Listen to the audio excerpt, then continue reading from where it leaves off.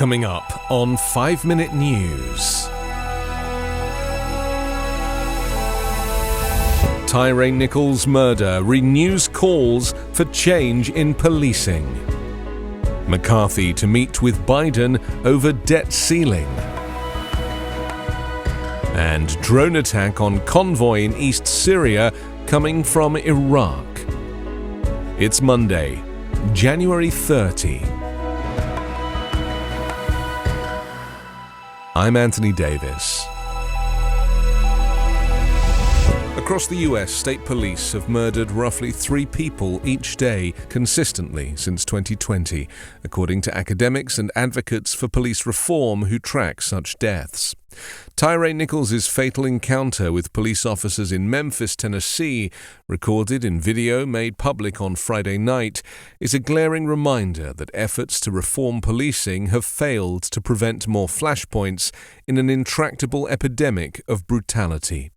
Nearly 32 years ago, Rodney King's savage beating by police in Los Angeles prompted heartfelt calls for change. George Floyd's execution in Minneapolis in 2020 summoned a national reckoning that featured federal legislation proposed in his name and shows of solidarity by corporations and sports leagues. All fell short of the shift in law enforcement culture black people in America have called for. A culture that promotes freedom from fear, trust in police, and mutual respect. The 5 officers are now fired and charged with murder and other crimes in the January 10 death of Nichols, a 29-year-old skateboarder, FedEx worker, and father to a 4-year-old boy. From police brass and the district attorney's office to the White House, officials said Nichols' killing points to a need for bolder reforms that go beyond simply diversifying the ranks, changing use of force rules, and encouraging citizens to file complaints. Still stuck in Congress is the George Floyd Justice in Policing Act, which would prohibit racial profiling, ban chokeholds and no-knock warrants, limit the transfer of military equipment to police departments, and make it easier to bring charges against offending officers. Joe Biden said he told Nichols' mother that he would be making a case to Congress to pass the Floyd Act to get this under control. House of Representatives Speaker Kevin McCarthy will meet with Joe Biden at the White House on Wednesday for talks in the standoff over the federal debt ceiling and prospect for a U.S. default. Hardline Republican lawmakers are withholding support for a measure that would let the country pay its debts until Democrats agree to spending cuts going forward. The White House has said raising the debt limit is non-negotiable, citing the risk to the U.S. economy from a default.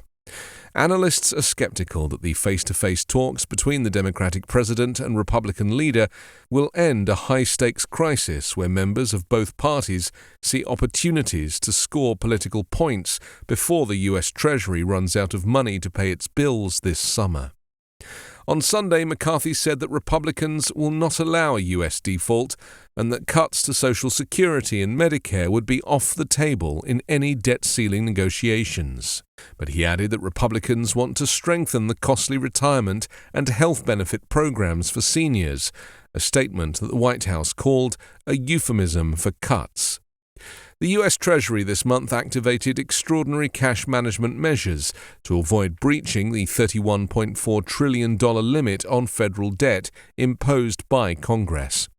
But without an increase by early June, the Treasury has said it may run short of cash to pay the government's bills, risking the biggest threat of default since a 2011 standoff. Biden had previously pledged to hold the meeting with McCarthy as part of a series of engagements with the new Congress. Biden has been sharply critical of McCarthy's Republican caucus. He characterized them as fiscally demented earlier this month, threatened to veto their legislation, and accused them of trying to balloon the deficit, favoring billionaires, raising middle-class taxes, and threatening popular benefit programs. Drones attacked a convoy of trucks in eastern Syria on Sunday night, shortly after it crossed into the country from Iraq, Syrian opposition activists and a pro-government radio station said. The strike comes amid heightening tension between Iran and its rivals in the region. It was not immediately clear who was behind the attack on the convoy in the Syrian border of Bukamal, which is a stronghold of Iran-backed militias. The Britain-based Syrian Observatory for Human Rights, an opposition war monitor, said the drones appear to have been from the US-led coalition, adding that they targeted 6 refrigerated trucks. The group said there were casualties and ambulances rushed to the area. The attack in eastern Syria came hours after bomb-carrying drones targeted an Iranian defense factory in the central city of Isfahan, causing some damage at the plant.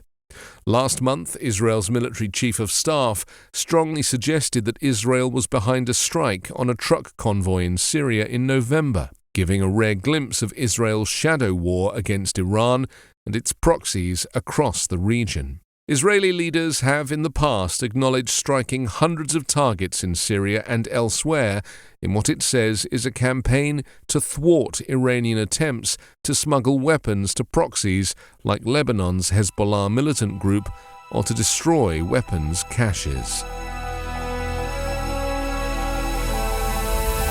You can subscribe to 5-Minute News on YouTube with your preferred podcast app. Ask your smart speaker or enable 5-Minute News as your Amazon Alexa flash briefing skill. Subscribe, rate and review online at 5minute.news. 5-Minute News is an Evergreen podcast covering politics, inequality, health and climate, delivering independent, unbiased and essential world news daily.